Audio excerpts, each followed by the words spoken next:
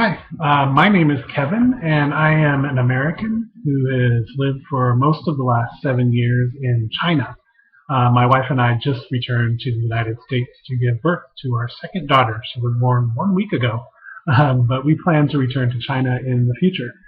Um, I have taught a little bit about my background. I have taught oral English and pronunciation and Western culture classes for 5 years in Chinese universities.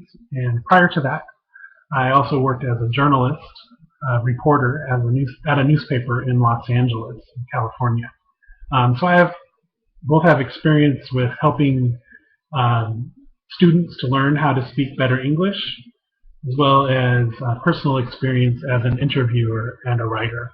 And I hope to use all these skills to help you to improve your English. I also have a little bit of experience doing some online tutoring, which I have enjoyed.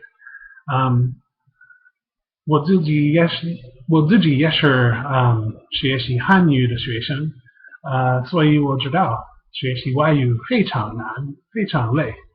我也知道，如果你想很大的进步，你必须很多练习说话。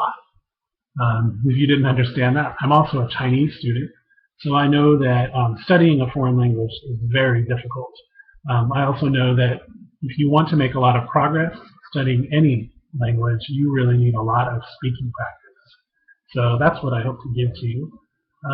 My master's degree is in intercultural studies, which is about helping people from different cultures understand one another. In addition to language, language is part of it, a big part of it, but there are a whole lot of other things about different cultures that make it difficult to understand one another. And my bachelor's degree is in journalism. So I really enjoy meeting people who are from different cultures and different countries and learning about what makes every culture unique. While teaching, I really love to hear my students' stories and help them just learn to tell their own stories more naturally. To conclude this introduction, I'm going to give you a brief, very brief lesson in pronunciation. As many of you know, one of the most difficult sounds for many foreigners studying English to make is the TH sound, this one right here. Words like think and path have this sound. So many English learners have trouble with this sound, I think, because their native language doesn't have it. Languages like Spanish and Chinese and Korean simply don't have this sound. So I'm going to share a few tricks about just how to say this sound properly. Maybe we can improve your pronunciation. You'll begin by noting there are actually two TH sounds. One is voiced and one is unvoiced, which means in order to make this one, you don't vibrate your throat. So to say think, your throat should not vibrate. But if you say this one, your throat should vibrate. You say van. But we're going to focus mostly on the first one because our time is short.